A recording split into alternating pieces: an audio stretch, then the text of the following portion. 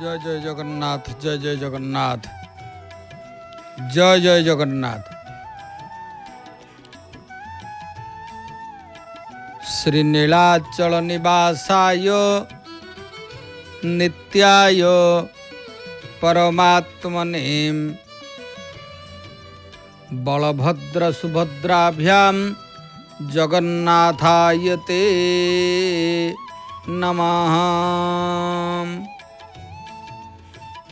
भगवान श्री श्री जगन्नाथादि चतुर्धा मूर्तिंकर अभय चरणार बिंदरे अनंत कोटि प्रणाम। सर्वादौ जय जगन्नाथ टीवीर दर्शक बंधु आपण माने विशेष भाव रे श्रीक्षेत्र श्रीमंदिर सम्मुख सिंहद्वार गुमुट मध्यरु प्रसिद्ध बामन वेश आपण माने देखुचंती भगवानकर से अपूर्व अधिवेशन को पुनर्बार आपण मान को स्वागत करुच्ची पद्मनाभ। महाप्रभुंकर ए बामन वेश कही लावण्याङ्गुष्ठ मात्रम जगत बस तिलकम पुस्तकम वर्णमाला स्कंधे यज्ञोपवीतं त्रिदशः दुतिधरम तत्परीचोत्तरीय धृत्वा छत्रंच वामे द्वय कुशवटो ताम्रपात्रंच दख्ये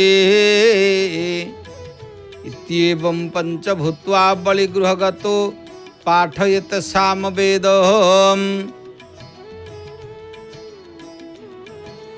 तेणु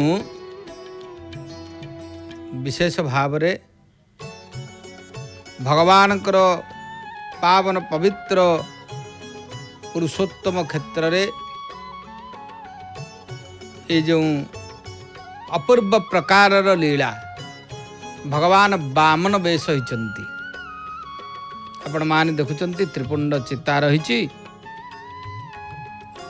विशेष भाव रे प्रभु किरीटी एवं स्वतंत्र भाव रे जाकि छताटी धरिचंती दंड कमंडलू सुंदर भाव रे गोटे नैष्टिक ब्राह्मण वेश रे भगवान आज आविर्भाव होइचंती। जो वेश को देखिबा पाई श्रीमंदिर रे मध्य प्रबल भिड़ होइछि। महाप्रभुंकर प्रसिद्ध बामन वेश अदिति कश्यप कर पुत्र रूपे भगवान बामन नारायण प्रकट हेले। तेणु विशेष भाव रे अदिति तहु भूमि गते बामन देखिले अग्रते। जेतेबेले भगवान बामन मूर्ति को अदिति देखिदेले कहले गगन अर्धे दिन कर बामन उदरु बाहर। कारण भगवान श्रीराम एवं बामन ये होचंती दिन रो जहाँकि मध्याह्न समय रे आविर्भाव होइतिले। विशेष भाव रे एथिपाई होचंती रामंकर जन्मटी एवं बामनकर जन्मटी दिन समय रे करा जाई थाए। श्रीकृष्णंकर जन्म विशेष भाव रे रात्र अर्धरे सेथिपाई रात्र काले कृष्ण जन्म को नीति हुए बामन जन्म नीति दिन रे हुए। तेणु चतुर्दश उज्ज्वल दिशिला भगवान बामन जेतेबेले आविर्भाव होइतिले आपण माने देखुचंती कुश। कारण ब्राह्मण नारायण ब्राह्मणकर कुश होची मूल। तेणु कुश नथेले किछि हेई परिबो नाही। तेणु विशेष भाव रे एथिपाई पवित्रारोपण मध्य ता पूर्व रही थाए श्रीमंदिर रे। तेणु पवित्रारोपण ही तार व्यवस्था रे थाए से कुश प्रभुंकर। कारण द्वय कुश बटु बामरे छता କୁଶବଟୁ ପ୍ରଭୁଙ୍କର ପାଖରେ ଏବଂ ଯାହାକି ଛତାକୁ ଧରି ଦଣ୍ଡ କମଣ୍ଡଳୁ ଇତ୍ୟାଦି ଭଗବାନ ବଡ଼ ସୁନ୍ଦର ବ୍ରାହ୍ମଣ ଭାବରେ ହେଉଛନ୍ତି ବଳିଦ୍ୱାରକୁ ଯାଇଥିଲେ। ତେଣୁ ସେଇ ଯେତେବେଳେ ବାମନ ଜନ୍ମ ହେଲେ ଚତୁର୍ଦ୍ଦିଗ ସେତେବେଳେ ଗୋଟେ ଆନନ୍ଦମୟ ଚତୁର୍ଦ୍ଦିଗ ଉଜ୍ଜ୍ୱଳ ଦିଶିଲା। କଶ୍ୟପ ବାମନଙ୍କର ଦର୍ଶନ କରିବା ପାଇଁ ଆସିଲେ। ମାତା ପିତାଙ୍କୁ ବାମନ ଚତୁର୍ଭୁଜ ରୂପ ମଧ୍ୟ ଦେଖାଇଲେ। କାରଣ ଯେତେବେଳେ ଜନ୍ମ ସମୟରେ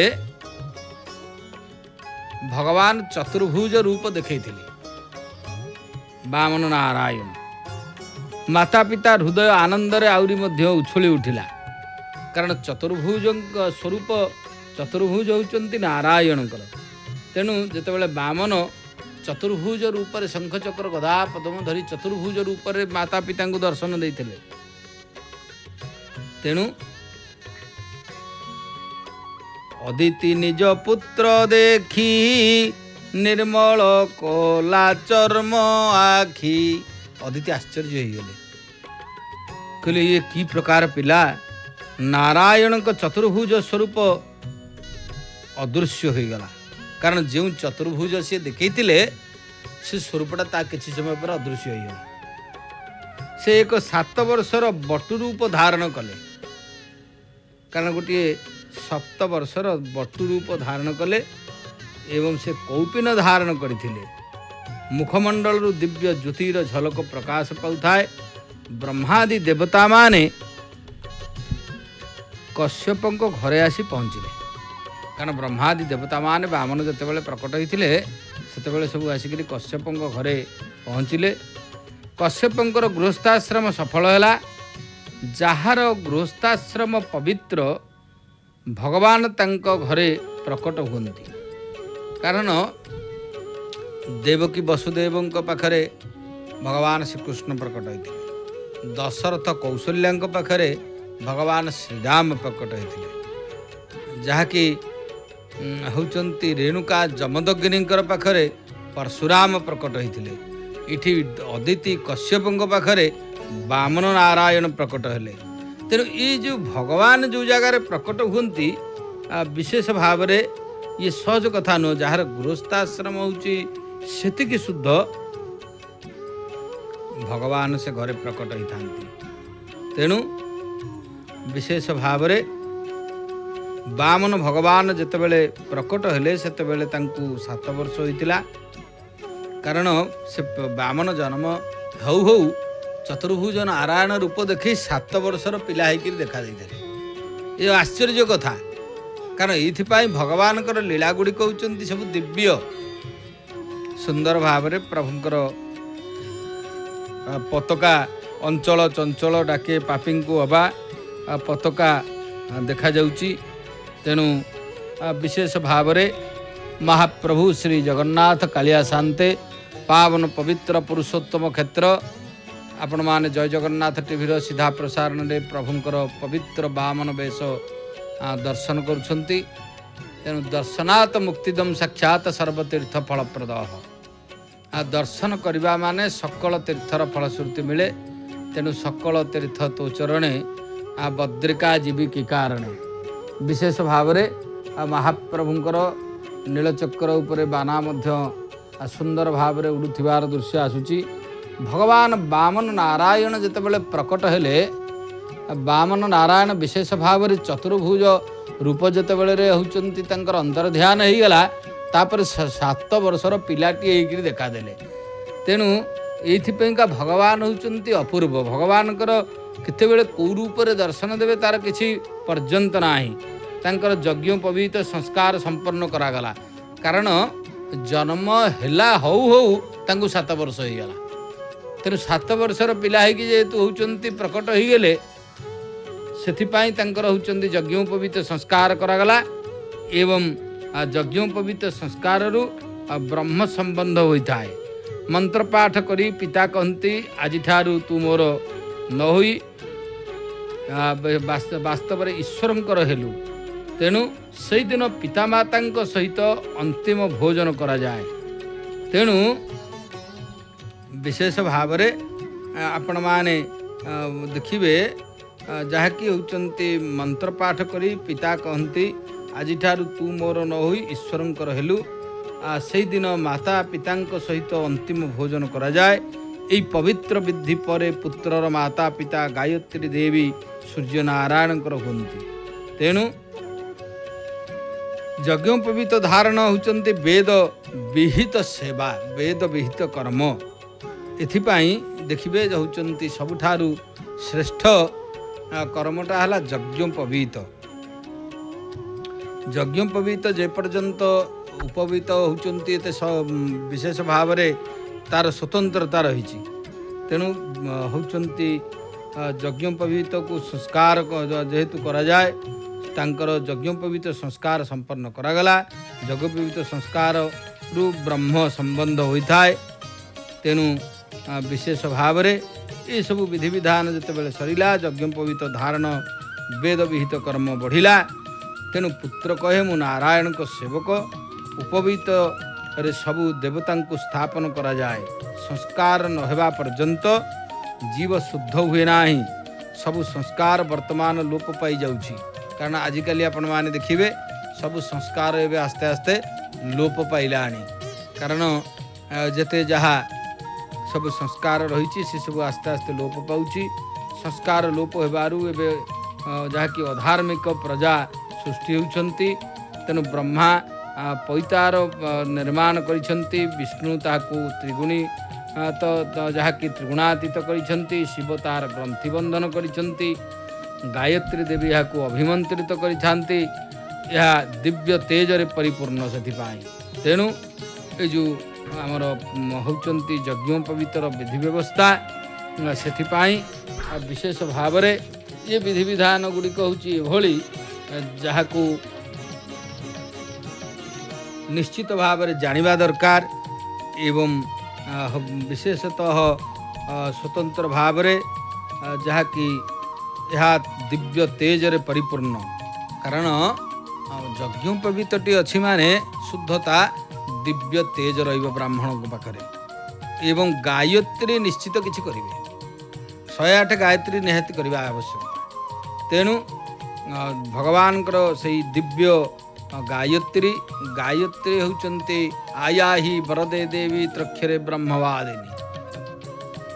गायत्री छंदन सम्मातो ब्रह्मजोनी नमस्तुते बोली कहा जाए। तेणु विशेष भाव रे गायत्री होउचंती सबुठारु श्रेष्ठ। एथिपाई विशेष भाव रे 7 वर्ष रु 11 वर्ष बयस रे एही यज्ञोपवीत संस्कार संपन्न करा जायता है। विशेष भाव रे हमर मध्य 7 रु 11 भितर जदि कौनसी प्रकार न होई पारे ताले 13 वर्ष होउचंती निश्चित आउ एतरे संदेह नाही। पैतारे विशेष भाव रे होउचंती जहा कि पैता गोटे होउची एभली जिनिष जो कि चाबी बांधिले देवता माने छाड़ी चली जाती। बामनकर यज्ञोपवीत संस्कार संपन्न हैला। अदिति तांकु जे कि कौपिनी धरित्री देवी तांकु आसन, ब्रह्मा तांकु कमंडलु, सरस्वती तांकु जपमाला एवं कुबेर तांकु भिक्षा पात्र देले।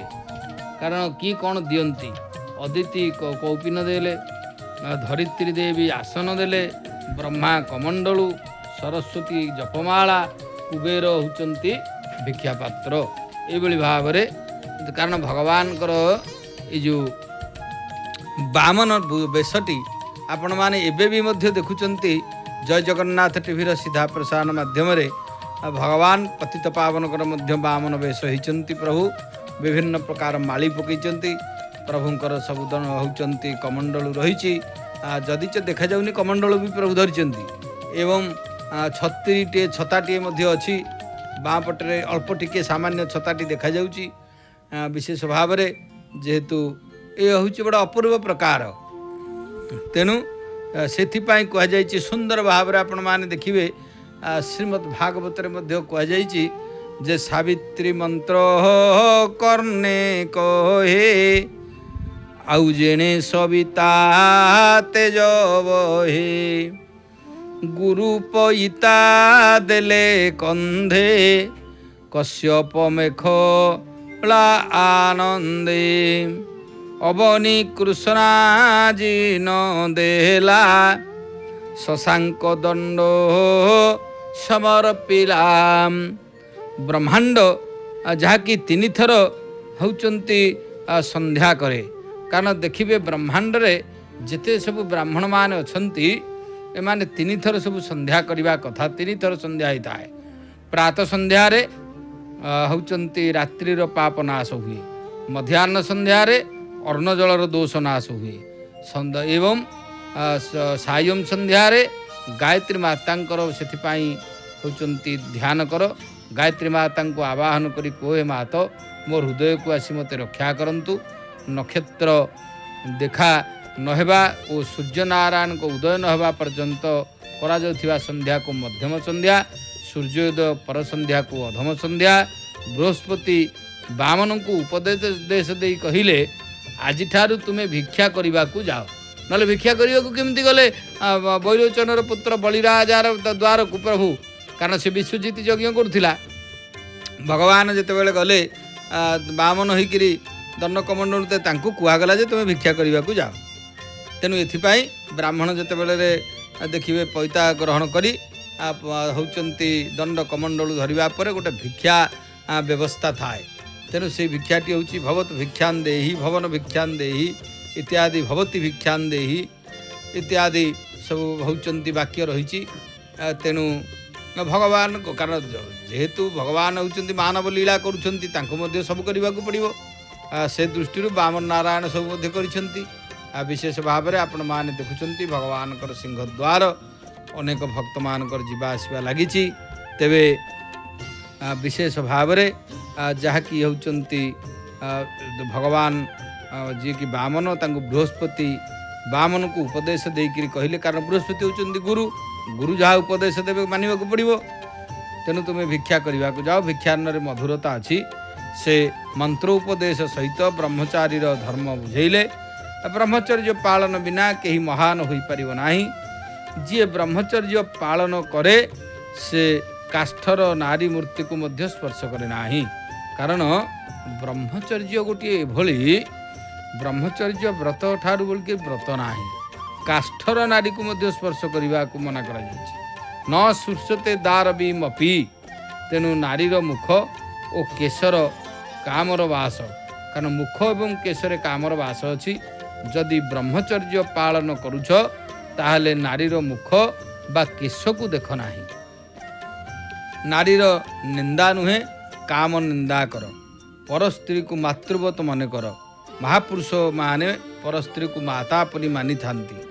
ଯିଏ ବ୍ରହ୍ମଚର୍ଯ୍ୟ ପାଳନ କରେ ସେ ମହାପୁରୁଷ ହୁଏ। ଲକ୍ଷ୍ମଣ 14 ବର୍ଷ ସୀତାଙ୍କ ଯାହାକି ପାଖାପାଖି ଥିଲେ ମଧ୍ୟ ସେ ତାଙ୍କର ପାଦ କେବଳ ଦେଖିଥିଲେ। ଥରେ ରାମଚନ୍ଦ୍ର ଲକ୍ଷ୍ମଣକୁ ସୀତାଙ୍କର ଚନ୍ଦ୍ରାହାର ଦେଖାଇ କହିଲେ, ଲକ୍ଷ୍ମଣ ଏ କାହାର ହାର କହିଲୁ? ଲକ୍ଷ୍ମଣ କହିଲେ, ମୁଁ ଜାଣିନାହିଁ। ମୁଁ ଭାଉଜର ମୁଖ ପର୍ଯ୍ୟନ୍ତ ମଧ୍ୟ ଦେଖି ନାହିଁ। ରାମଚନ୍ଦ୍ର ଅନ୍ୟ ଆଭୂଷଣ ବିଷୟରେ ପ୍ରଶ୍ନ କରିବାରୁ ଲକ୍ଷ୍ମଣ କହିଲା, ନାହಂ ଜାନାମି କେଉରେ ନାହಂ ଜାନାମି କୁଣ୍ଡଳେ ନୁପୁରେ ତୋ ଭିଜାନାମି ନିତ୍ୟମ୍ ପାଦାଭିବନ୍ଦନାତ୍।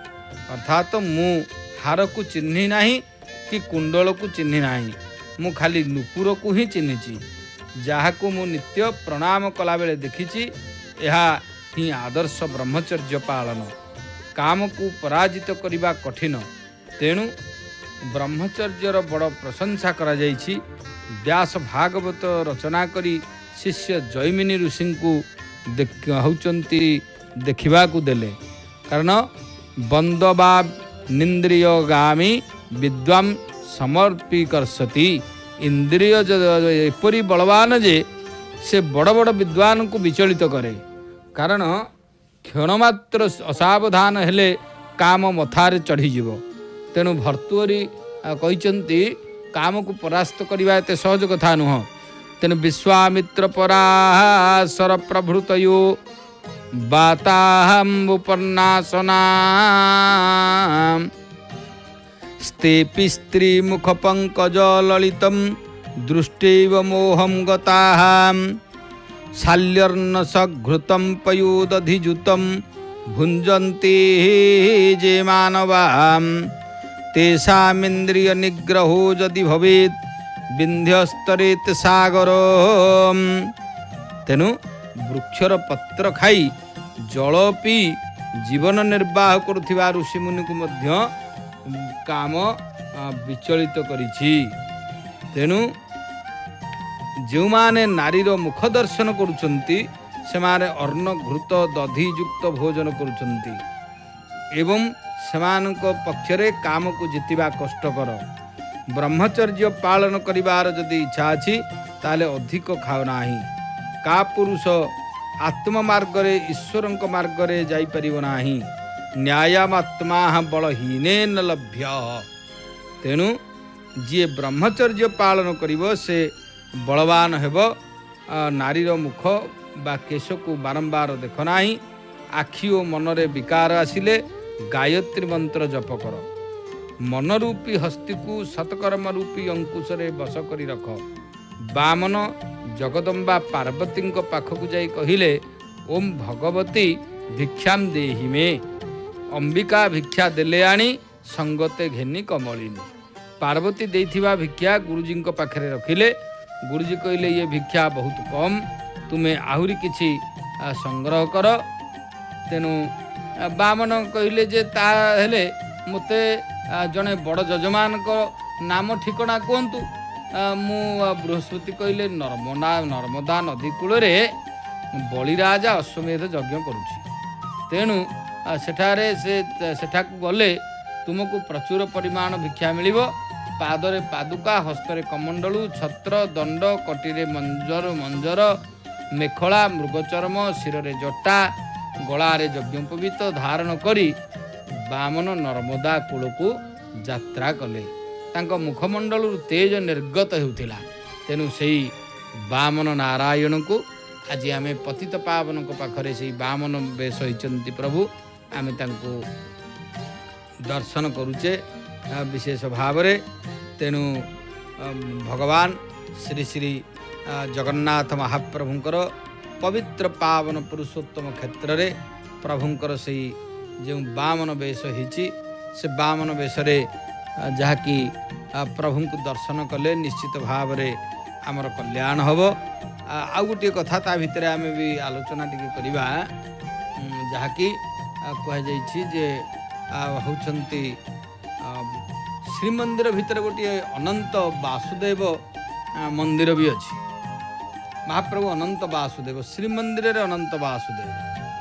कारण आम तो बामन को कथा आलोचना करुथिले बामन वेश भी देखुचे से अनंत वासुदेव कारण भगवान कर अनेक होचंती मंदिर रही। अनंत वासुदेव जहाँकि श्रीमंदिर भितर गोटे स्वतंत्र मंदिर जो मंदिर जहाँकि बट नारायण वज्रेश्वरी एवं बालमुकुंद यही भितरे जहाँकि अनेक मंदिर सब रही जाइछि। बट अवकाश, बट बराह नारायण, पंच महादेव एवं कुताम चंडी एतद व्यतीत क्षेत्रपाल महाप्रभु क्षेत्रपाल सूर्य नारायण अनंत वासुदेव। तेणु अनंत वासुदेव मंदिर गोटे मध्य ता भितर अच्छी। एवं श्रीमंदिर रे अनंत वासुदेव पूजा पाउछंती। जहाँकि श्रीमंदिर भीतर बेढ़ार मुक्ति मंडपर बाम पार्श्व अनंत वासुदेव मंदिर रही। श्रीमंदिर स्वतलिपि अनुसार 85 नंबर प्लॉट उपर विशेष भाव में मंदिरटी अवस्थित। अन्य मंदिरों ठारू यही मंदिर एक स्वतंत्र धरणर अर्थात यार विमान एवं मुख्य मंदिरटी छोट और मुखशालाटी बड़। मंदिरटी अत्यंत प्राचीन मन हुए कारण अनंत केशरींकर पाटजेमा चंद्रिका पाट महादेवी द्वारा यही मूर्ति स्थापित होता केतेक प्राबंधिक प्रायतः प्रकाश करिथांती। एक क्षुद्र विष्णु मूर्ति अनंत नाग उपरे शयन करुथिबा विग्रह को आम अनंत वासुदेव नाम रे अभिहित करा जाइछि। दैनिक नीति सकाशे कोठ खंजा स्वरूप काकरा गोटे, कोरा 2टा, खई ओळिए, तेल माणिका ଅନନ୍ତଙ୍କର ଜନ୍ମଦିନ ବିଶେଷ ନୀତି ଏଠାରେ ଅନୁଷ୍ଠିତ ହୋଇଥାଏ। ସେହିପରି ବାମନ ଜନ୍ମଦିନ ଏଠାରେ ଦେଉଳ ପୁରୋହିତ ମଧ୍ୟ ହୋମ କରିଥାନ୍ତି। କାରଣ ଯେଉଁ ଦେଉଳ ପୁରୋହିତ ବାମନ ଜନ୍ମରେ ହୋମ କରନ୍ତି। ଭାଦ୍ରବ ଶୁକ୍ଳ ଚତୁର୍ଦ୍ଦଶୀ ଅନନ୍ତ ଚତୁର୍ଦ୍ଦଶୀ ଦିନ ସନ୍ଧ୍ୟା ଧୂପ ସରିବା ପରେ ଅନନ୍ତଙ୍କର ପାଶରେ ପର୍ବଯାତ୍ରା ଯୋଗାଣିଆ ଭୋଗ ମହାସ୍ନାନ ଜିନିଷ ଦେବ ଓ ପୂଜା ପଣ୍ଡା ଏଠାରେ ମହାସ୍ନାନ ବଢ଼େଇ ଭୋଗ ସରିବା ପରେ ଅନନ୍ତ ବ୍ରତ କଥା ପାଠ କଲା ଉତ୍ତାରେ ବନ୍ଦାପନା ହୋଇଥାଏ। ତେଣୁ ଏସବୁ ମଧ୍ୟ ରହିଛି, ଯାହାକୁ ବିଶେଷ ଯୋଗାଣିଆ ଯିଏକି ପର୍ବଯାତ୍ରା ଯୋଗାଣିଆ ଭୋଗ ମହାସ୍ନାନ ଜିନିଷ ଦେଇଥାନ୍ତି ଏବଂ ପୂଜା ପଣ୍ଡା ମହାସ୍ନାନ ବଢ଼େଇବେ। ତାପରେ ଅନନ୍ତ ବ୍ରତ କଥା ପାଠ ହେବ, ବନ୍ଦାପନା ଅଛି। ଅନନ୍ତ ବାସୁଦେବଙ୍କ ମନ୍ଦିରର ପଶ୍ଚିମକୁ ଦିଗପାଳଙ୍କ ମନ୍ଦିର ସେଠି ଅବସ୍ଥିତ। ଏହା ଏକ ଦକ୍ଷିଣାଭିମୁଖୀ ମନ୍ଦିର। ଏଥିରେ ଦିଗପାଳମାନେ ପୂଜା ପାଉଛନ୍ତି। ତେଣୁ ଅନନ୍ତ ବାସୁଦେବଙ୍କୁ ଦର୍ଶନ କରିବା ସମୟରେ ବିଶେଷ ଭାବରେ କୁହାଯାଇଛି ଅନନ୍ତାୟ ନମସ୍ତେସ୍ତୁ ମହାହି ଶୟନାୟ ଚ ଭବବନ୍ଧ ବିମୋକ୍ଷାୟ ନମଃ ପୁରୁଷ ପୂର୍ବଜ। ଅର୍ଥାତ୍ ହେ ପୁରୁଷୋତ୍ତମ ତୁମର ଅନ୍ତ ନାହିଁ। ତୁମେ ମହାନାଗରାଜ ବାସୁକୀ କ୍ରୋଡ଼ରେ ଶୟନ କରିଅଛ। ତୁମେ ଜନ୍ମବନ୍ଧନର ବିମୋଚନ କର୍ତ୍ତା। ତୁମେ ସମସ୍ତଙ୍କର ପୂର୍ବପୁରୁଷ। ତୁମକୁ ପ୍ରଣିପାତ କରୁଛି। ତେଣୁ ସେଇ ଅନନ୍ତ ବାସୁଦେବ ବୋଲି ତାଙ୍କୁ କୁହାଯାଏ। ତେଣୁ ଅନନ୍ତ ବାସୁଦେବ ଯେହେତୁ ସ୍ୱତନ୍ତ୍ର ଭାବରେ ଶ୍ରୀମନ୍ଦିର ଭିତରେ ମଧ୍ୟ ସେ ପୂଜା ପାଉଛନ୍ତି। କାରଣ ଦେବତା ଅନେକ ଦେବତାମାନେ ପୂଜା ପାଉଛନ୍ତି। ତେବେ ଆଜି ଯେହେତୁ ବଳିବାମନ ବେଶ, ଆମେ ସେ ସମ୍ପର୍କରେ ମଧ୍ୟ ଆଲୋଚନା କରୁଛେ। ପ୍ରଭୁଙ୍କର ସେଇ କଥା ପୂର୍ବ କଥାକୁ ଟିକେ ପୁଣି ଯିବା। ଭଗବାନ କ'ଣ କଲେ ନା ହେଉଛନ୍ତି ଶିରରେ ଦଣ୍ଡ, କଟିରେ ମଞ୍ଜୁର, ମେଖଳା, ମୃଗଚର୍ମ, ଜଟା ଏବଂ ହେଉଛନ୍ତି ଏଇଭଳି ଭାବରେ ହେଉଛନ୍ତି ଚାଲିଲେ। ସେ ନର୍ମଦା ତଟରେ ଯଜ୍ଞ ମଣ୍ଡପରେ ଯାଇ ପହଞ୍ଚିଗଲେ। ବ୍ରହ୍ମ ତେଜକୁ ତ ଲୁଚାଇ ହେବ ନାହିଁ। ଯଜ୍ଞ ମଣ୍ଡପରେ ଥିବା ଋଷି ସମୂହ ଚିନ୍ତା କଲେ, ଆମେ ଆଜି ପର୍ଯ୍ୟନ୍ତ ଏପରି କୌଣସି ବ୍ରହ୍ମ ତେଜସ୍ୱୀଙ୍କୁ ଦେଖିବାକୁ ପାଇନଥିଲୁ। ସେମାନଙ୍କର ମନେ ହେଲା ସତେ ଯେପରି ସାକ୍ଷାତ୍ ସୂର୍ଯ୍ୟ ନାରାୟଣ ଆସିଯାଇଛନ୍ତି। କାରଣ ଏତେ ବ୍ରହ୍ମ ତେଜସ୍ୱୀ ଏଭଳି ଜଣେ ସେ କେବେ ଦେଖିନାହାନ୍ତି। ବଳି ସେଥିପାଇଁ କହିଲେ, ବଳି ଭୁବନେ ବିଷ୍ଣୁ ଜାନ୍ତେ ଭୂମି କମ୍ପଇ ପାଦ ଘାତେ ଉଦକ କମଣ୍ଡଳୁ ଘେନି କରନ୍ତି ସାମବେଦ ଧ୍ୱନି। ହୁଏତ ଇଏ କୌଣସି ବ୍ରାହ୍ମଣ କୁମାର ହୋଇପାରନ୍ତି। ଜଗତର ଭାଗ୍ୟଶାଳୀ କିଏ ନା କୌପୀନବନ୍ତ ଖଳୁଭାଗ୍ୟବନ୍ତ ବୋଲି କୁହାଯାଇଛି। ଯିଏ କୌପୀନ ପିନ୍ଧିଛି, ଯିଏ ହେଉଛି ଜିତେନ୍ଦ୍ରିୟ, ଅର୍ଥାତ ଯିଏ ଜିତେନ୍ଦ୍ରିୟ, ଇନ୍ଦ୍ରିୟକୁ ଯିଏ ଦମନ କରିପାରିଛି, ଯିଏ ନିତ୍ୟ ପ୍ରଭୁଙ୍କ ସହିତ କ୍ରୀଡ଼ା କରେ, ସେ ସର୍ବାଧିକ ଭାଗ୍ୟଶାଳୀ। ଯିଏ ଧନ ସମ୍ପତ୍ତି ଦେହ ସହିତ ଖେଳ କରେ, ସେ ଭାଗ୍ୟହୀନ। କାରଣ ପ୍ରଭୁଙ୍କ ସହିତ ହେଉଛନ୍ତି ସର୍ବାଧିକ ଯିଏ କ୍ରୀଡ଼ା କରେ, ସେ ହେଲା ଭାଗ୍ୟଶାଳୀ। ଯିଏ ଧନ ସମ୍ପତ୍ତି ସହିତ ଖେଳ କରେ, ସେ ହେଲା ଭାଗ୍ୟହୀନ। ଯଜ୍ଞର ପ୍ରଧାନ ଆଚାର୍ଯ୍ୟ ହେଉଛନ୍ତି ଶୁକ୍ରାଚାର୍ଯ୍ୟ। ବାମନଙ୍କୁ ସ୍ୱାଗତ କଲେ। ଏହି ମହା ତେଜସ୍ୱୀ ବଟୁକୁ ଶୁକ୍ରାଚାର୍ଯ୍ୟ ସମେତ ସବୁ ଋଷି ମୁନିମାନେ ସତ୍କାର କଲେ। ବ୍ରାହ୍ମଣ ତାର ବ୍ରହ୍ମତେଜ ଓ ଜ୍ଞାନ ହେତୁ ସମ୍ମାନ ପାଏ। କ୍ଷତ୍ରିୟ ବଳ ପାଇଁ ସମ୍ମାନ ପାଏ। ବୈଶ୍ୟ ଧନ ସମ୍ପତ୍ତି ପାଇଁ ସମ୍ମାନ ପାଏ। ଏବଂ ବ୍ରାହ୍ମଣର ହେଉଛନ୍ତି ଏଥିପାଇଁ ଦୀପାବଳି, କ୍ଷତ୍ରିୟର ବିଜୟା ଦଶମୀ, ବୈଶ୍ୟର ଲକ୍ଷ୍ମୀ ପୂଜା, ଶୂଦ୍ରର ହୋଲି ପର୍ବ ପବିତ୍ର ଦିନ। କାରଣ କଥା ହେଉଛି କ'ଣ ନା ବ୍ରାହ୍ମଣ ଦୀପାବଳି, ଯେହେତୁ ବ୍ରାହ୍ମଣ ସଦାବେଳେ ବ୍ରହ୍ମତେଜକୁ ହେଉଛନ୍ତି ତାର ଯେତେ ବ୍ରହ୍ମତେଜ ତାର ବର୍ଦ୍ଧିତ ରହିବ, ସେ ହେଉଛନ୍ତି ନିଶ୍ଚିତ ତା ପାଇଁକା ସେ ସମ୍ମାନ ପାଇବ। କ୍ଷତ୍ରିୟ ବଳ ପାଇଁ ସମ୍ମାନ ପାଏ, କାରଣ ସେ ରାଜ୍ୟ ରକ୍ଷା କରିବ। ବୈଶ୍ୟ ଧନ ସମ୍ପତ୍ତି ବ୍ୟବସାୟ ବାଣିଜ୍ୟ ଏମାନେ କଲେ ଦେଶ ରକ୍ଷା ହେବ। ଇଏ ହେଉଛି ଆମର ପ୍ରାଚୀନ ବ୍ୟବସ୍ଥା। ସେଇ ଅନୁସାରେ ହେଉଛନ୍ତି କୁହାଯାଇଛି। ତେଣୁ ବ୍ରାହ୍ମଣମାନେ ବ୍ରହ୍ମଚାରୀ ବଟୁକୁ ସ୍ୱାଗତ କଲେ। ମାୟା ବାମନ ରୂପ ଦେଖି ତକ୍ଷଣେ ଆସନ ଉପେକ୍ଷୀ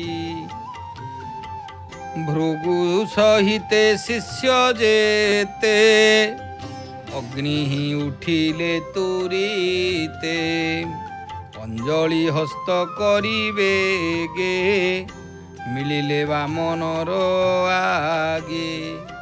विशेष भाव में आपण माने देखुचंती ये हूँ आमर श्रीमंदिर श्रीमंदिर सम्मुख विशेषतः गोटे अपूर्व प्रकार शोभा जहाँकि विभिन्न प्रकार जेहेतु जगन्नाथ महाप्रभुंकर पावन पवित्र पुरुषोत्तम क्षेत्र में नानाविध सबू रीतिनीति रही तेणु भगवानकर पावन पवित्र पुरुषोत्तम क्षेत्र वामन नारायण को दर्शन कले निश्चित भाव में होचंती कल्याण हम से वामन नारायण दर्शन आम करुचे सिंहद्वार गुमुटे भक्त मान भिड़ भी लगी पावन पवित्र पुरुषोत्तम क्षेत्र ठाकुर रीतिनीति ये हूँ स्वतंत्र से विशेष भाव में भगवान श्री जगन्नाथ महाप्रभु को भक्त मान आसी दर्शन करने दर्शनात् मुक्तिदम साक्षात सर्वतीर्थ फलप्रद दर्शन करने माने सकल तीर्थर फलश्रुति मिले तेणु सकल तीर्थ तु चरणे बद्रिका जीविकी कारण सकल तीर्थ घेनिहरी नीलकंदरे विजय करी तेरे जाऊ महाप्रभुंकर से अपूर्व वामन रूप को निश्चित दर्शन कले आमर कल्याण कारण प्रभु सुंदर भाव से वामन नारायण जे कि बलि राजा होचंती से लीला कारण बलि राजा विशेष भाव होचंती दान देवे आज पुणी भगवान बलराम बलि राजा माने ये मध्य गोटे होचंती स्वतंत्र कथा तेणु भगवान होचंती बलराम पुणी बलि राजा आईतांती तेणु सेथिपाई जहाँकि विभिन्न प्रकार सब जो विधि विधान रही से विधि विधान अनुसार भगवान त्रिविक्रम कारण त्रिविक्रमंकर मध्य आम दर्शन करुचे त्रिविक्रम नारायण भगवान वामन त्रिविक्रम होते ना तेणु से त्रिविक्रम से विशेष भाव से होचंती जहाँकि बाहर एपटे गणेशंकर आम दर्शन भी करुचे गणपति बाबा भगवान गणपत नमो नमः गम गणपत नमो नमः महाप्रभु गणेश नमो गणेश विघ्नेश गिरिजानंदन प्रभु मम विघ्न विनाशाय गणाधिपत नमः तेणु से गणेश विशेष भाव में होचंती आसुचंती जहाँकि से दृश्य देखा जाउची विशेष भाव में महाप्रभु श्री जगन्नाथंकर पावन पवित्र पुरुषोत्तम क्षेत्र में सब विभिन्न प्रकार रीतिनीति लीला ये सब रही तेणु ठाकुरंकर पावन क्षेत्र महान क्षेत्र ए क्षेत्र पुरुषोत्तम अट नित्य वृंदावन ए नित्य वृंदावन क्षेत्र से पाखरे वामनकर कथा आम भी आलोचना करुथिले प्रभु वामन नारायण जेहेतु होचंती बलिराजा वामन को देखि भाविले मु आज पर्यंत अनेक ब्राह्मण को देखिछि किंतु एपरी अभूत ब्राह्मण देखि नथिली बलि ब्राह्मण भगवान को भवन को नेले एवं सिंहासन रे बसैले रानी को पूजा सामग्री आनिबा करबा पाई कहिले तेणु रानी मध्य आनिकी देले पूजा सामग्री बलि वामन रूप चाही आसन देला बेगे नहीं चरणे नमस्कार करी कुशले वार्ता पचारी तेणु ब्राह्मण को होचंती आसन टीए दे सुंदर भाव में वार्ता पचारी उत्तम जले धोई पाद आनंदे कंठ गदगद पाद उदक घेनी सिरे रोष रोम हरस कलेबरे तेणु पाद उदक घेनी विशेष भाव में रोम हरस कलेबर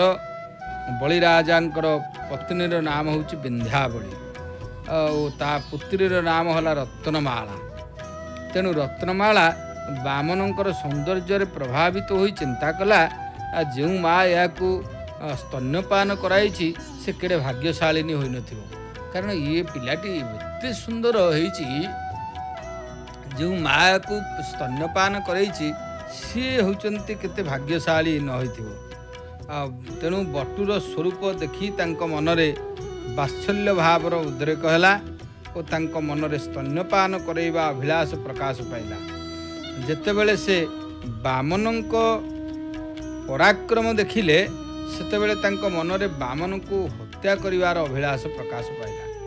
ରତ୍ନମାଳା ତାର ଏହି ଦୁଇଟି ମନୋଭାବକୁ ନେଇ ପରଜନ୍ମରେ ପୁତନା ରୂପ ଧରି କହ୍ନେଇକୁ ସ୍ତନ୍ୟପାନ କରାଇ ମୁକ୍ତି ଲାଭ କରିଛି। ତେଣୁ ବାମନଙ୍କ ଚରଣରେ ବିନ୍ଧ୍ୟାବଳୀ ଜଳ ଢାଳିଲେ ଏବଂ ବଳିରାଜା ଚରଣ ଧୋଇଲେ ଓ ସବୁ ବ୍ରାହ୍ମଣ ପୁରୁଷ ସୂକ୍ତ ପାଠ କଲେ। ତେଣୁ ରାଜା ଚରଣ ସେବା କରି କହିଲେ, ଆପଣଙ୍କ ପରି ବ୍ରାହ୍ମଣର ଚରଣୋଦକ ମିଳିବାରୁ ମୁଁ ପବିତ୍ର ହେଲି ଓ ମୋର ପିତୃପୁରୁଷ ସଦ୍ଗତି ମିଳିଲା। ମୋର ଯଜ୍ଞ ଆଜି ସଫଳ ହେଲା, ମୋର ଆଜି କଲ୍ୟାଣ ହେଲା। ମୁଁ ଆପଣଙ୍କ ଚରଣରେ ବାରମ୍ବାର ପ୍ରଣାମ କରୁଛି। ବଡ଼ ପୁଣ୍ୟଶାଳୀ ପିତା, ମାତାଙ୍କୁ ଆପଣଙ୍କ ପରି ପୁତ୍ର ରତ୍ନ ପ୍ରାପ୍ତ ହୋଇପାରେ। କାରଣ ଭାବୁଛି ଆପଣଙ୍କୁ ସବୁ କିଛି ଅର୍ପଣ କରି ମୁଁ ବନବାସୀ ହେବି। ବଳିରାଜା ଏଇ କଥା ଚିନ୍ତା କଲେ। ଈଶ୍ୱରଙ୍କର ଭଜନ କୀର୍ତ୍ତନ କରିବି, କାରଣ ସବୁ ଆପଣଙ୍କୁ ସମର୍ପଣ କରି ଈଶ୍ୱରଙ୍କର ଭଜନ କୀର୍ତ୍ତନ କରିବି। ବାମନ ମନେ ମନେ ଭାବିଲେ, ମୁଁ ତ ସବୁକିଛି ନେବା ପାଇଁ ଆସିଛି। ବଳି କହିଲେ, ହେ ବଟୁ ମହାରାଜ, ମୋତେ ଲାଗୁଛି ଆପଣ କିଛି ମାଗିବାକୁ ଚାହୁଁଛନ୍ତି। ଆପଣ ଯାହା ଚାହୁଁଛନ୍ତି ନିଃସଙ୍କୋଚରେ ତାହା ମାଗି ନିଅନ୍ତୁ। ରାଜ୍ୟ, ଧେନୁ, ଧନ ସମ୍ପଦ ଯାହା କିଛି ମାଗିବେ ତାହା ମୁଁ ଦେବି। ବାରମ୍ବାର ବଳିରାଜା ପ୍ରାର୍ଥନା କଲେ, ଯାହାକୁ ହେଉଛନ୍ତି ଆପଣମାନେ ଦେଖିବେ, ଯଦି ଶ୍ରୀମଦ୍ ଭାଗବତ ପଢ଼ିବେ, ସୁକଦେବ ଗୋସ୍ୱାମୀ ପରୀକ୍ଷିତ ମହାରାଜଙ୍କୁ ଏଇ କଥା କହି, ଯାହାକୁ କିଛି ମାଗିବାକୁ ଚାହୁଁଛ ତାର ପିତୃପୁରୁଷଙ୍କୁ ହେଉଛନ୍ତି ବିଶେଷ ଭାବରେ ପ୍ରଶଂସା କର। ତେଣୁ ବାମନ ବଳିରାଜାଙ୍କ ଆଗରେ ପ୍ରଶଂସାର ପୁଷ୍ପ ବିଛେଇ ଦେଲେ। ଆପଣଙ୍କ ପିତାମହ ପ୍ରହ୍ଲାଦ ପରି ମହାନ ଭକ୍ତ କେହି ଜନ୍ମ ହୋଇନାହାନ୍ତି କି ଜନ୍ମ ହେବେ ନାହିଁ। କାରଣ ଆପଣଙ୍କର ପିତାମହ, ପିତୃ ପିତାମହ, ପିତାମହ ହେଉଛନ୍ତି ପ୍ରହ୍ଲାଦ। କାରଣ ପିତୃ ହେଲେ ହେଉଛନ୍ତି କିଏ ନା ବୈରୋଚନ, ବୈରୋଚନର ପିତା ହେଉଛନ୍ତି ପ୍ରହ୍ଲାଦ। ତେଣୁ ପ୍ରହ୍ଲାଦଙ୍କର ପରି ମହାନ ଭକ୍ତ କେହି ଜନ୍ମ ହୋଇନାହାନ୍ତି କି ଜନ୍ମ ହେବେ ନାହିଁ। ତାଙ୍କର ପ୍ରଭୁ ପ୍ରେମ ଏପରି ପ୍ରବଳ ଥିଲା ଯେ ସେ ସ୍ତମ୍ଭରୁ ପ୍ରଭୁଙ୍କୁ ପ୍ରକଟ କରିପାରିଥିଲେ। ମୁଁ ଶୁଣିଛି ଆପଣଙ୍କ ପିତା ବିରୋଚନ ଅତି ଉଦାର ଥିଲେ। କାରଣ ତାଙ୍କ ପାଖକୁ ଇନ୍ଦ୍ର ବ୍ରାହ୍ମଣ ରୂପ ଧରି ଆସିଥିଲେ, ହେ ରାଜନ, ମୋର ଆୟୁଷ ଏବେ ସରିବାକୁ ଯାଉଛି। ମୋ ମୃତ୍ୟୁରେ ମୋ ପତ୍ନୀ ଏବେ ବିଧବା ହୋଇଯିବ। ତେଣୁ ଆପଣଙ୍କର ଆୟୁଷ ମୋତେ ଦାନ କରନ୍ତୁ। ଦାନ ମାଗିବା ବ୍ରାହ୍ମଣଙ୍କୁ କିପରି ନିରାଶ କରାଯିବ। ତେଣୁ ଆପଣଙ୍କ ପିତା ଆୟୁଷ ଦାନ କରିଥିଲେ। କାରଣ ଯେତେବେଳେ ବୈରୋଚନକୁ ହେଉଛନ୍ତି ଆୟୁଷ ମଗାଯାଇଥିଲା, ସେ ମଧ୍ୟ ଆୟୁଷ ଦାନ କରିଥିଲେ। ବଳିରାଜା ଚିନ୍ତା କଲେ, ଆରେ ଇଏ ବାମନର ବୟସ ତ 7-8 ବର୍ଷ ହେବ, କିନ୍ତୁ ଏ ମୋ ପିତା, ତାଙ୍କ ପିତାମହ ପ୍ରପିତାମହ, ପିତା ପିତାମହ ପ୍ରପିତାମହ କଥା କହୁଛି। ସେ ବାମନକୁ ପଚାରିଲେ, ମହାରାଜ, ଆପଣ କ'ଣ ମୋ ପିତୃପୁରୁଷଙ୍କୁ ଦେଖିଛନ୍ତି? ବାମନ କହିଲେ, ମୋତେ ତ 7-8 ବର୍ଷ, ମୁଁ ତାଙ୍କୁ ଦେଖିଲି କିପରି? ମୁଁ ସେମାନଙ୍କ ବିଷୟରେ ଅନେକ କିଛି ଶୁଣିଛି। ଆପଣ ମଧ୍ୟ କିଛି କମ୍ ନୁହନ୍ତି। କାରଣ ଆପଣଙ୍କ ଠାରେ ହିରଣ୍ୟକଶିପୁର ବଳ, ବୀରତ୍ୱ ଓ ଶକ୍ତି ଅଛି। ପିତାମହ ପ୍ରହ୍ଲାଦଙ୍କର ଭକ୍ତି ଓ ପିତା ବିରୋଚନଙ୍କର ଉଦାରତା ମଧ୍ୟ ରହିଛି। ତେଣୁ ଆପଣଙ୍କ ଠାରେ 3 ପୁରୁଷର ଗୁଣ ଅଛି। ଆପଣ ଭାଗ୍ୟବାନ। ନିଜ ପିତୃ ପୁରୁଷଙ୍କର ପ୍ରଶଂସା ଶୁଣି ବଳି ବାମନଙ୍କୁ କହିଲେ। କାରଣ ବଳି ଯେତେବେଳେ ଏତେ କଥା ଶୁଣିଲେ, ହିରଣ୍ୟକଶିପୁ ଠାରୁ ଆରମ୍ଭ କରି ପ୍ରହ୍ଲାଦ ପର୍ଯ୍ୟନ୍ତ, ବିରୋଚନ, ତାଙ୍କର ପିତା ବିରୋଚନଙ୍କ କଥା, ଏ ସବୁଗୁଡ଼ିକ ହେଉଛନ୍ତି ଶୁଣିଲା ପରେ ତାଙ୍କର ଉଦାରତା ଅଛି ଏସବୁ ଜାଣି ଆପଣଙ୍କ ଠାରେ 3 ପୁରୁଷର ଗୁଣ ଅଛି ବୋଲି କହୁଛନ୍ତି। ତେଣୁ ଆପଣ ଭାଗ୍ୟବାନ। ଏଇସବୁ ନିଜ ନିଜ ପିତୃପୁରୁଷଙ୍କର ପ୍ରଶଂସା ଶୁଣି ବଳି ବାମନଙ୍କୁ କହିଲେ, ମହାରାଜ, ଆପଣ ଯାହା ଚାହୁଁଛନ୍ତି ତାହା ମାଗି ନିଅନ୍ତୁ। ମୁଁ ନିଜର ସବୁକିଛି ଦେବାକୁ ପ୍ରସ୍ତୁତ। ବାମନ ବଳିରାଜାଙ୍କୁ ବଚନବଦ୍ଧ କରି କହିଲେ, ହେ ରାଜନ, ମୁଁ ଲୋଭୀ ନୁହଁ, ମୁଁ ସନ୍ତୋଷୀ ବ୍ରାହ୍ମଣ। ମୋତେ ଆପଣ ମାତ୍ର 3 ପାଦ ଭୂମି ଦିଅନ୍ତୁ, ମୁଁ ମୋ ପାଦରେ ମାପି 3 ପାଦ ଭୂମି ନେବି। କାରଣ ମୋର ଅଧିକା କିଛି ଦରକାର ନାହିଁ, ମୋର ମାତ୍ର 3 ପାଦ ଭୂମି ଦରକାର। ତେଣୁ ସେଇ 3 ପାଦ ଭୂମି ବିଶେଷ ଭାବରେ ହେଉଛନ୍ତି ମାଗିଛନ୍ତି। ଆପଣମାନେ ସିଧା ପ୍ରସାରଣ ମାଧ୍ୟମରେ ପ୍ରଭୁ ଶ୍ରୀ ଜଗନ୍ନାଥଙ୍କର ସିଂହଦ୍ୱାର ଏବଂ ଗୁମୁଟ ଭିତରେ ବାମନ ବେଶ, ପ୍ରଭୁଙ୍କର ବଡ଼ ମାଧୁର୍ଯ୍ୟପୂର୍ଣ୍ଣ ବେଶ ବାମନ ବେଶ। ସେଥିପାଇଁ ଯେତେ ବେଶ ଅଛି ବାମନ ବେଶ ବଡ଼ ସୁନ୍ଦର ବେଶ। ପ୍ରଭୁ ସୁନ୍ଦର ଭାବରେ ବ୍ରାହ୍ମଣ ନାରାୟଣ ହେଇକରି ଆବିର୍ଭାବ ହୋଇଛନ୍ତି ଏବଂ ବଳିରାଜା ହେଇକରି ମଧ୍ୟ ଆଜି ପୁଣି ବଡ଼ ଠାକୁର ହେଉଛନ୍ତି ବେଶ। ଇଏ ବଡ଼ ଆଶ୍ଚର୍ଯ୍ୟ କଥା, କାରଣ ବଡ଼ ଠାକୁର ପୁଣି ହେଉଛନ୍ତି ବଳିରାଜା। ସେ ପାଖରେ ଭଗବାନ ହେଉଛନ୍ତି ଜଗନ୍ନାଥ ମହାପ୍ରଭୁ ହେଉଛନ୍ତି ବାମନ, ସୁଭଦ୍ରା ଦେବୀ ସାଦା ବେଶରେ ଥାନ୍ତି। ଶ୍ରୀମନ୍ଦିର ଭିତରେ ଯଦିଚ ଆମେ ଶ୍ରୀମନ୍ଦିର ଭିତରକୁ ଯେହେତୁ କ୍ୟାମେରା ଯାଇପାରୁନାହିଁ, ତେଣୁ ଆଜି ଗୋଟିଏ ପବିତ୍ର ଦିନ ନିଶ୍ଚିତ ଭାବରେ, ଯାହାକି ପ୍ରଭୁଙ୍କର ସେଇ ଅପୂର୍ବ ପ୍ରକାରର ହେଉଛନ୍ତି ବାମନ ବେଶ। ତେଣୁ ସେଥିପାଇଁ 3 ପାଦ ଭୂମି ମାଗିଲେ, କହିଲେ ମୋହର ପାଦେ ପାଦ 3, ଆଉ ମାପି ନ ଦିଅନ୍ତୁ ମେଦିନୀ, ଏ ଭୂମି ଦାନ ଦିଅ ମୋତେ, ଯେମନ୍ତେ ରହିବି ନିଶ୍ଚିନ୍ତେ। ବଳିରାଜା ଚିନ୍ତା କଲେ ଏ ବାଳକ ମାଗି ଜାଣିନେଇ, ତେଣୁ ସେ କହିଲେ ଆପଣ 3 ପାଦ ଭୂମି କ'ଣ ମାଗୁଛନ୍ତି, ଅନ୍ତତଃ 3ଟି ଗ୍ରାମ ମାଗନ୍ତୁ ମୁଁ ଦେବି। ତେଣୁ ବଳିରାଜା କହିଲେ କ'ଣ 3 ପାଦ ଭୂମି ଗୋଟେ କ'ଣ ମାଗିଲେ ଆପଣ, ବରଂ 3ଟା ଗାଁ ହେଲେ ମାଗନ୍ତୁ, ଆଟଲିଷ୍ଟ ଆପଣ ଏତିକି ନିଅନ୍ତୁ, ମୁଁ ଦେଇଦେବି ଆପଣଙ୍କୁ। 3ପାଦ ଭୂମି ମାଗୁ ମୋତେ, ଏ ଦାନ ଦେବି ମୁଁ କେମନ୍ତେ। ଏ 3 ପାଦ ଭୂମି ମୋତେ ମାଗୁଛନ୍ତି, ମୁଁ କେମିତି ଏ ଦାନ କ'ଣ ଦେବି ମୁଁ କିଛି ବୁଝିପାରୁନି। ବଳିରାଜା ବିବ୍ରତ ହେଇଥିଲେ। ତେଣୁ ବଳି କହିଲେ ମୁଁ ପୂଜା କରି ଯେଉଁ ବ୍ରାହ୍ମଣକୁ ଦାନ ଦିଏ ସେ ଆଉ କାହାରିକୁ ମାଗେ ନାହିଁ, ମୋର ଦାନ ସ୍ୱୀକାର କରି ଅନ୍ୟ କାହାକୁ ମାଗିଲେ ମୋର ଅପମାନ ହେବ। ତେଣୁ ସେଇ କଥା ବଳିରାଜା କହିଲେ ଯେ ମୋ ପାଖକୁ ଯିଏ ଦାନ ପାଇଁ ଆସେ ଆଉ ମୋ ଦୁଆରୁ ଆଉ ସେ ଅଲଗା କୁଆଡ଼େ ତାର ଯିବା ଦରକାର ନାହିଁ, ସେ ଏଇଠୁ ଦାନ ନେଇ ତାର ଫେରିବ, ଆଉ କୁଆଡ଼େ ଆବଶ୍ୟକ ପଡ଼ିବ ନାହିଁ। ତେଣୁ ଯେ ବିପ୍ର ମୋର ଦାନ ନେବ ସେ କାହିଁ ଆନକୁ ମାଗିବ, ସେ ଆଉ କେଉଁଠି ମାଗିବ ନାହିଁ। ମୁଁ ତ ଆପଣଙ୍କୁ ଦେଖିବା ପରେ ଜାଣିଗଲି ଆପଣ ସନ୍ତୋଷୀ ବ୍ରାହ୍ମଣ, କିନ୍ତୁ ମାତ୍ର 3 ପାଦ ଭୂମି ଦେବାକୁ ମୋତେ ସଂକୋଚ ଦେଉଛି। ମୁଁ ଜାଣେ ଆପଣ ଲୋଭୀ ନୁହନ୍ତି, ସନ୍ତୋଷୀ, ତଥାପି ଆଉ କିଛି ମାଗନ୍ତୁ। ବାମନ ସେଇଠି କହିଲେ ରାଜନ ଆପଣ ଧନ୍ୟ, ଆପଣ ତ ଏହା କହିବେ, ଏଥିରେ ଆଶ୍ଚର୍ଯ୍ୟ ହେବାର କିଛି ନାହିଁ। ରାଜନ ଆପଣ ତ ଉଦାର, କିନ୍ତୁ ମୋତେ ଆଉ କିଛି ମାଗିବା ପୂର୍ବରୁ ଅନ୍ତତଃ ଚିନ୍ତା କରିବାକୁ ପଡ଼ିବ। ଲୋଭ ସନ୍ତୋଷରୁ ସନ୍ତୋଷ ବଢ଼େ, କାରଣ ସଂସାରରେ ସବୁ ଭୋଗ ପଦାର୍ଥ ପାଇଲେ ମଧ୍ୟ ସନ୍ତୋଷ ଆସେ ନାହିଁ। ସନ୍ତୋଷ ଓ ବୈରାଗ୍ୟ ଅଭାବରୁ ଶାନ୍ତି ମିଳେ ନାହିଁ। ଲୋଭ ତ ପାପର ମୂଳ। ତେଣୁ ସଂଗ୍ରହ ମନୋଭାବ ରଖି ବ୍ରାହ୍ମଣ ଦାନ ଗ୍ରହଣ ନ କରୁ। ବ୍ରାହ୍ମଣ ଯଦି ସଂଗ୍ରହ ବୃତ୍ତିରେ ଦାନ ନେବ ତାହେଲେ ଯଜମାନ ମଧ୍ୟ ପାପରେ ଭାଗି ହେବ। ଅତି ସଂଗ୍ରହ ଯାହାକି ବିଗ୍ରହକୁ ଜନ୍ମ ନିଏ। ତେଣୁ ରାଜନ ମୋର ଅଧିକ ଆବଶ୍ୟକତା ନାହିଁ, ଦାନରେ ଧନ ଶୁଦ୍ଧି ହୁଏ। ଭିକାରୀ ଭିକ ମାନ, କାରଣ ଭିକାରୀ ଯେତେବେଳେ ଭିକ ନ ମାଗିବାକୁ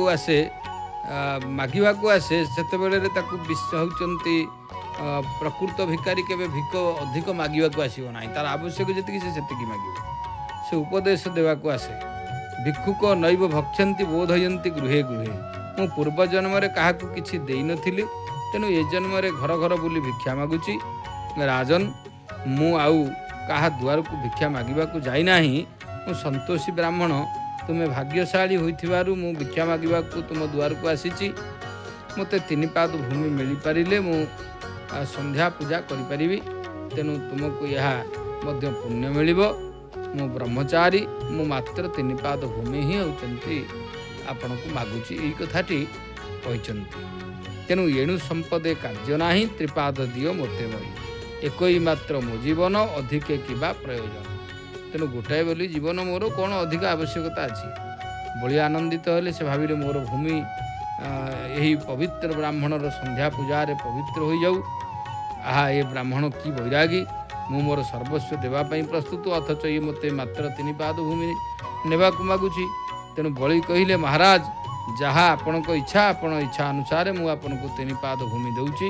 କିନ୍ତୁ ଭବିଷ୍ୟତରେ କୌଣସି ବସ୍ତୁର ଆବଶ୍ୟକତା ହେଲେ ଆପଣ ମୋ ଠାରୁ ଆସି ମାଗି ନେବେ। ଯଦି ଆଉ କ'ଣ ଆପଣଙ୍କର ଆବଶ୍ୟକତା ହେଲେ ତାହେଲେ ଆସିକି ମଧ୍ୟ ମାଗିକିରି ନେବେ, ଏକଥା ମଧ୍ୟ କହିଛନ୍ତି। ତେଣୁ ଆପଣଙ୍କ ସେବା କରିବାର ସୁଯୋଗ ମୋତେ ଦିଅନ୍ତୁ। ତେଣୁ ବାମନ କହିଲେ, ଭବିଷ୍ୟତ କଥା ଭବିଷ୍ୟତରେ ଅଛି, ଆଜି ମୋତେ ମାତ୍ର 3 ପାଦ ଭୂମି ଦିଅନ୍ତୁ। ବଳିରାଜା 3 ପାଦ ଭୂମି ଦାନ କରିବାର ସଂକଳ୍ପ ପାଇଁ ପ୍ରସ୍ତୁତ ହେଲେ। କିନ୍ତୁ ଯଜ୍ଞର ପ୍ରଧାନ ଆଚାର୍ଯ୍ୟ ଶୁକ୍ରାଚାର୍ଯ୍ୟ ଜାଣିଗଲେ ଯେ କୌଣସି ସାଧାରଣ ବ୍ରାହ୍ମଣ ଇଏ ନୁହନ୍ତି। ସେ ବଳିରାଜାଙ୍କୁ କହିଲେ, ରାଜନ, ଏ ବ୍ରାହ୍ମଣକୁ ଦାନ ଦେବାରେ ତତ୍ପରତା ପ୍ରକାଶ କର ନାହିଁ। ଦେବ କାର୍ଯ୍ୟ ସାଧନ ପାଇଁ ବାମନ ରୂପ ଧାରଣ କରି ସ୍ୱୟଂ ନାରାୟଣ ଆସିଛନ୍ତି। ତେଣୁ ସେ 2 ପାଦରେ ସବୁ ତୁମର ସମସ୍ତ ସାମ୍ରାଜ୍ୟ ନେଇଯିବେ। ଆଉ 1 ପାଦ ପାଇଁ ଭୂମି ନଅଣ୍ଟ ପଡ଼ିବ, ସେ ତୁମକୁ ପାତାଳକୁ ପଠାଇଦେବେ। ରାଜନ, ଚିନ୍ତା କରି ସଂକଳ୍ପ କରନ୍ତୁ। ଏକଥା ବଳିକୁ ହେଉଛନ୍ତି ଶୁକ୍ରାଚାର୍ଯ୍ୟ ମଧ୍ୟ କହିଛନ୍ତି।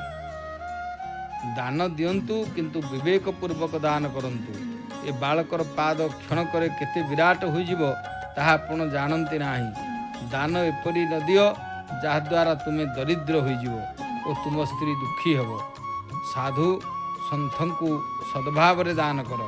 ସଦ୍ଭାବ ହେଉଛି ଈଶ୍ୱର ଭାବ, ତୁମର କଲ୍ୟାଣ ହେବ। ପବିତ୍ର ସଦାଚାରୀ ବ୍ରାହ୍ମଣ ସତ୍ୟ ନାରୀ, କାରଣ ସତୀ ନାରୀ ଓ ଧରିତ୍ରୀର ଆଧାର। ଶୁକ୍ରାଚାର୍ଯ୍ୟ କହିଲେ, ରାଜନ, ଦାନ ଦିଅ ମନା ନାହିଁ, କିନ୍ତୁ ନିଜ ପାଦରେ ଭୂମି ମାପି ଦାନ ଦିଅ। ଏହି ବାମନ ବିରାଟ ରୂପ ଧାରଣ କରିବ। ଦେବତାଙ୍କ କଲ୍ୟାଣ ପାଇଁ ଭଗବାନ ବିଷ୍ଣୁ ହିଁ ବାମନ ରୂପ ଧାରଣ କରି ଆସିଛନ୍ତି। ସଂକଳ୍ପ କରି ଦାନ ନଦେଲେ ଏ ନରକ ଗତି ହୁଏ। ଏ ସଂସାରରେ ସମସ୍ତେ ସ୍ୱାର୍ଥୀ। କଳିଯୁଗରେ ପୁଅ ଝିଅ ବାପା ମା ସେବା କରନ୍ତି ନାହିଁ, ସେମାନେ ସମ୍ପତ୍ତିର ସେବା କରନ୍ତି। ତେଣୁ ବୃଦ୍ଧାବସ୍ଥା ପାଇଁ କିଛି ସଂଗ୍ରହ କରି ରଖ।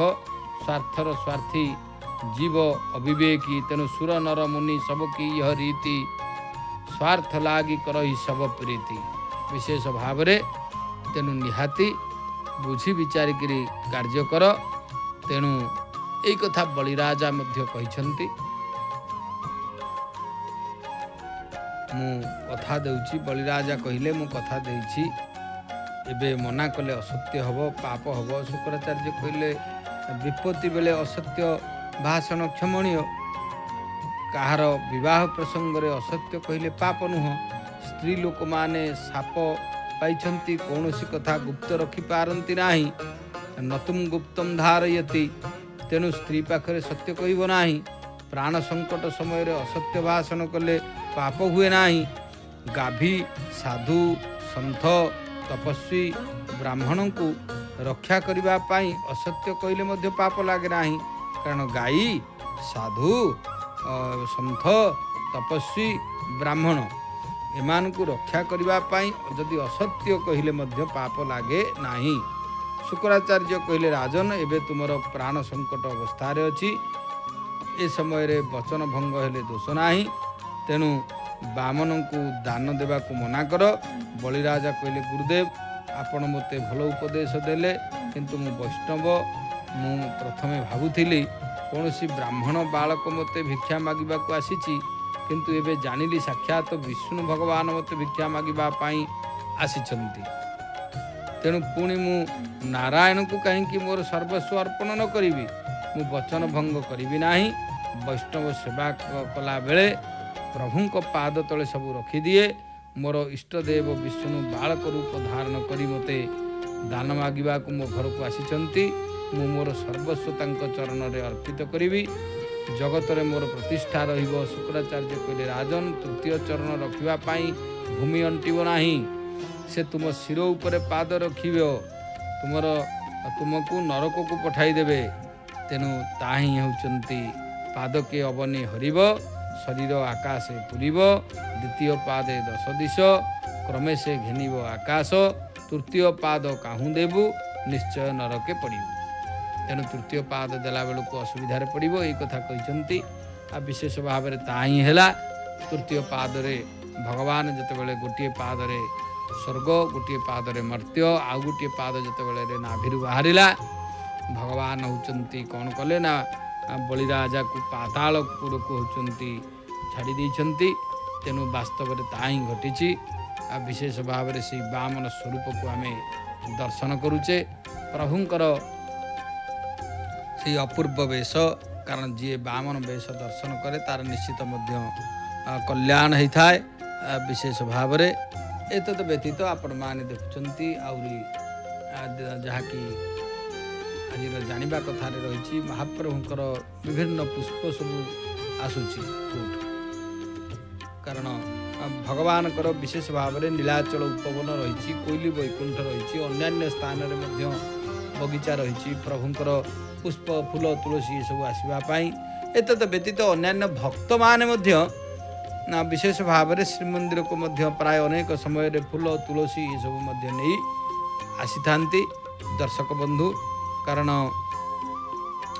ଏ ସମ୍ପର୍କରେ ମୋର ମଧ୍ୟ ବ୍ୟକ୍ତିଗତ ମତ ମଧ୍ୟ ରହିଛି। ମୁଁ ଯେତେବେଳେ ଦୂର ଦୂରାନ୍ତକୁ ବିଭିନ୍ନ କାର୍ଯ୍ୟରେ ଠାକୁରଙ୍କର କାର୍ଯ୍ୟରେ ଯାଏ, ସେତେବେଳେ ମଧ୍ୟ ଅନେକ ଭକ୍ତମାନଙ୍କୁ ସେଠି ମୋର ଗୋଟେ ହେଉଛନ୍ତି କହିଥାଏ ମହାପ୍ରଭୁଙ୍କର ପାଇଁ କିଛି ପୁଷ୍ପ ପଠେଇବେ। ତେଣୁ ସେ ଫୁଲ ମଧ୍ୟ ପ୍ରଭୁଙ୍କ ପାଇଁ ବିଭିନ୍ନ ସ୍ଥାନରୁ ସେଇଭଳି ଭାବରେ ଅନେକ ଭକ୍ତମାନେ ବିବିଧ ସ୍ଥାନରୁ ସବୁ ପ୍ରଭୁଙ୍କ ପାଇଁ ଫୁଲ ସବୁ ନେଇକି ଆସିଥାନ୍ତି। ଆଉ ବାସ୍ତବରେ ହେଉଛନ୍ତି ଯଦି ଆମେ ଆଉ ଗୋଟିଏ କଥାକୁ ଯିବା, ତାହେଲେ ପ୍ରଭୁଙ୍କର ଇଚ୍ଛାରେ ସବୁ ସେ ଚାଲେ। କେଉଁଠୁ କ'ଣ ଆସିବ ସିଏ ସବୁ ତା ବ୍ୟବସ୍ଥା କରିଥାନ୍ତି, ଖାଲି ସମସ୍ତେ ନିମିତ୍ତ ମାତ୍ର, କିନ୍ତୁ ପ୍ରଭୁଙ୍କ ଇଚ୍ଛାରେ ତାଙ୍କର କାର୍ଯ୍ୟ। ତେବେ ଯାହା ହେଉ ଆଜି ମଧ୍ୟ ଆମେ ଭାଗବତ ବାଣୀ ମଧ୍ୟ ଆମେ ହେଉଛନ୍ତି ଟିକେ ବି, କାରଣ ଭାଗବତ କଥାରୁ ତ ଆମେ ସେଇ କଥା ବି ଆଲୋଚନା କରୁଥିଲେ। ଭଗବାନ ଶ୍ରୀ ଶ୍ରୀ ଜଗନ୍ନାଥ ମହାପ୍ରଭୁଙ୍କର ପବିତ୍ର ପାବନ କ୍ଷେତ୍ର, ଯେହେତୁ ପୁରୁଷୋତ୍ତମ କ୍ଷେତ୍ର, ମହାପ୍ରଭୁଙ୍କର ରୀତିନୀତି ଏସବୁ ହେଉଛି ସ୍ୱତନ୍ତ୍ର। ବିଶେଷ ଭାବରେ ଏଥିପାଇଁ ଜାଣିବା କଥାରେ ମଧ୍ୟ ଆମେ ଜାଣିଲେ।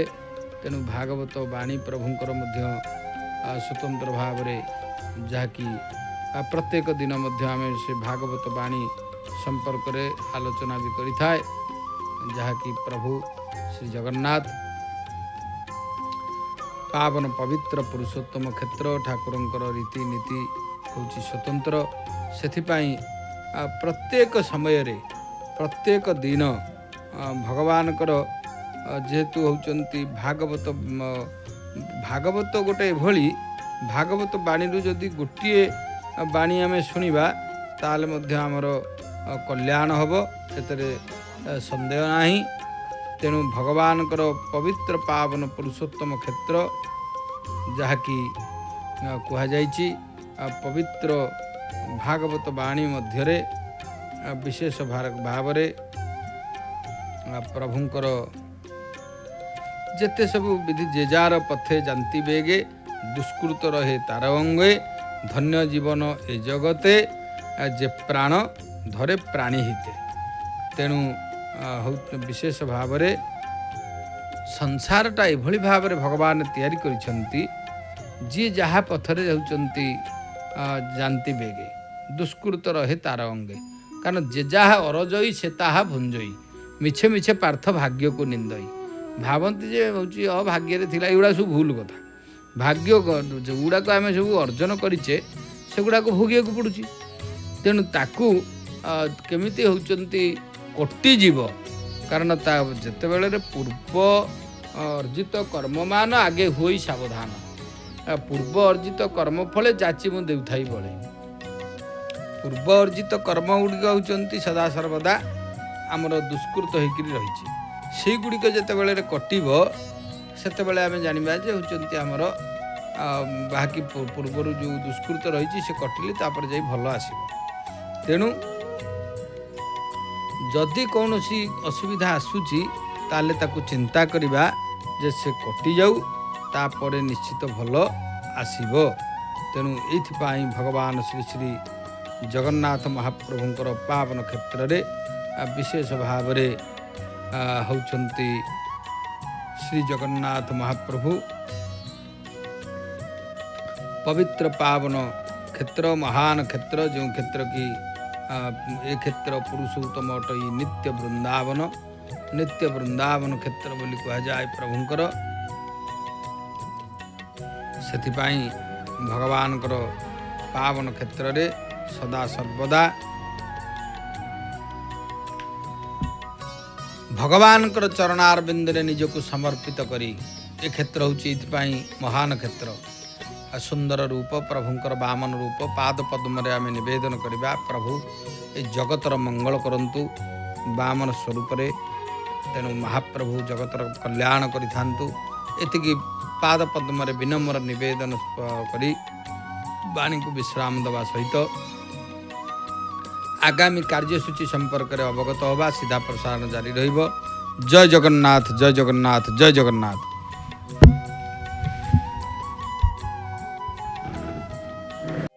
श्रीक्षेत्र पुरी वर्ष सारा श्री जगन्नाथ नीति